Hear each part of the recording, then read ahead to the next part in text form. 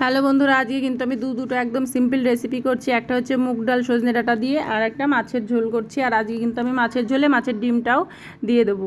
তো তার জন্য প্রথমে আমি মুগ ডালটাকে ভালো করে শুকনো খোলায় ভেজে নিচ্ছি। ভেজে নেওয়ার পরে ভালো করে ধুয়ে তারপরে আমি মুগ ডালটাকে বসিয়ে দেবো। তো মুগ ডালটা আমার ভাজা হয়ে গেছে। এবার কিন্তু আমি মুগ ডালটাকে জল দিয়ে ভালো করে ধুয়ে নিচ্ছি। তারপরে আমি এখানে পরিমাণ মতো জল দিয়ে আর নুন দিয়ে ডালটাকে ঢাকা দিয়ে দেবো ডালটা সেদ্ধ হওয়ার জন্য। তো আমি কিন্তু এই সময় লঙ্কা ইউজ করিনি, লঙ্কাটা আমি পরে দেবো। এবার দেখো ডালটা অনেকটাই সেদ্ধ হয়ে গেছে, আর এই সময় কিন্তু এই নোংরাগুলো পরিষ্কার করে ফেলে দিতে হয়। আর এবার আমি সজনে ডাঁটা দিয়ে দিলাম, আর সঙ্গে লঙ্কা আর হলুদটাও অ্যাড করে দিলাম। লঙ্কা আর হলুদটা অ্যাড করার পরে কিন্তু এটাকে আমি ঢাকা দিয়ে দিচ্ছি, যাতে সজনে ডাঁটাটা সেদ্ধ হয়ে যায়। এইভাবে কিন্তু মুগ ডাল খেতে ভালো লাগে সজনে ডাঁটা দিয়ে, আর এই গরমে কিন্তু সজনে ডাঁটা খেতে খুব ভালো লাগে। তো তারপরে কিন্তু আমি ঢাকা দেওয়ার পরে দেখো সজনে ডাঁটাটা ভালো করে সেদ্ধ হয়ে গেছে। এবার আমি ডালটাকে ঢেলে নিলাম ফোড়ন করার জন্য।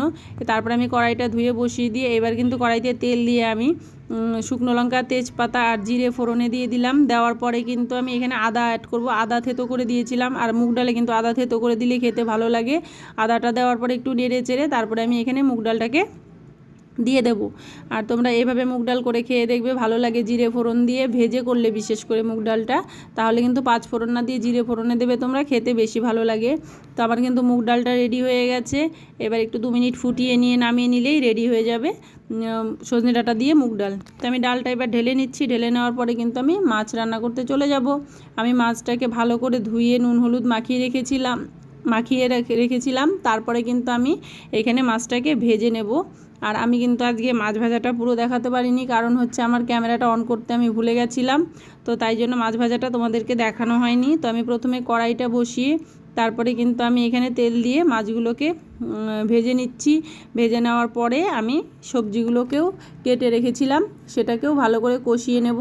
প্রথমে কিন্তু আমি আলুটাকে কষিয়ে তুলে রেখেছিলাম, তারপর আমি পটলটা দিয়ে কষিয়ে পরে আলুটাকে দিয়ে দিয়েছি। দিয়ে আদা বাটা দিয়ে আরও একটু কষিয়ে তারপরে লঙ্কা বাটা দিয়ে ভালো করে কষিয়ে এবার আমি জল দিয়ে ঢাকা দিয়ে দেবো ঝোলটা ফুটে ওঠার জন্য। তো ঝোলটা ফুটে ওঠার পরে কিন্তু এখানে আমি মাছ আর ডিমটা অ্যাড করব। তো তোমরা এইভাবে পটল দিয়ে আলু দিয়ে যখন করবে, আলু আর পটলটাকে আলাদা করে কষিয়ে নেবে, দেখবে খেতে কিন্তু ভালো লাগবে। একসঙ্গে কষালে পটলটা কিন্তু খেতে ভালো লাগে না। এবার আমি মাছগুলোকে ছেড়ে দিচ্ছি। মাছগুলো ছেড়ে দেওয়ার পরে কিন্তু আমি মাছের ডিমটাও এখানে ছেড়ে দিয়েছি।